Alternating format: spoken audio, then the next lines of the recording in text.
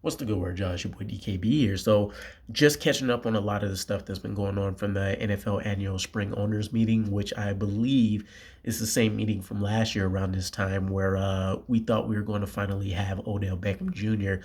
locked in place before he got scooped up by the Ravens with a higher incentive offer, right? Woody Johnson, he's been speaking to some reporters.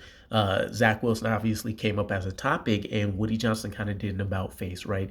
Woody Johnson has no plans, according to him, to cut Zach Wilson if a trade doesn't get done before the regular season, which is stark contrast to everything else that we've heard, right? We've already heard Woody Johnson completely shut down Zach Wilson in terms of mentioning we had no backup quarterback at all last year.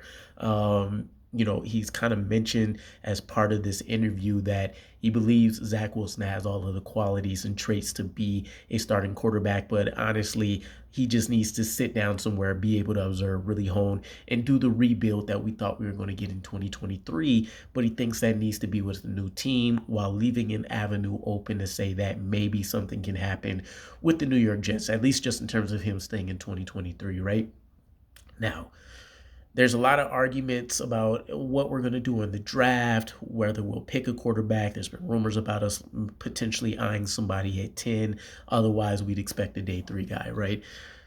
How does this whole situation factor into Zach Wilson? So ideally, I won't even say ideally, he's obviously going to be QB3, assuming he stays on this roster. We can't find any trades, right?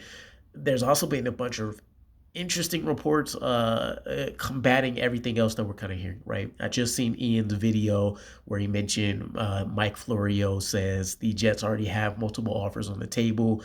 We're kind of just sitting pat and, hopefully somebody outbids another offer that we think is worth it, right? Then you have Woody Johnson, what we're talking about now, mentioning we're not just going to take anything essentially, and we'll keep him on the roster before we just cut him. I think it may be a bluff, right? It's a ploy by Woody Johnson to essentially leave all options on the table, but let guys know, hey, you can't just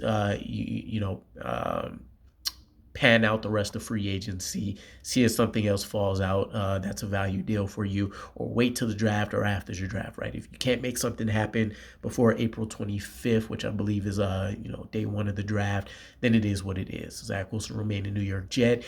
But considering Aaron Rodgers himself mentioned we don't want the additional or unnecessary distractions, right?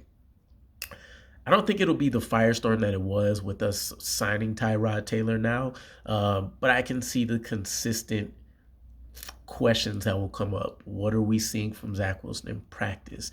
How is flight school happening? Will he be our emergency quarterback option on game days? How is he competing with a day 3 developmental quarterback if we so choose to do that, right? I think the Jets generally like to have 4 or 5 camp arms in order to, get all the balls around that they're going to want to see.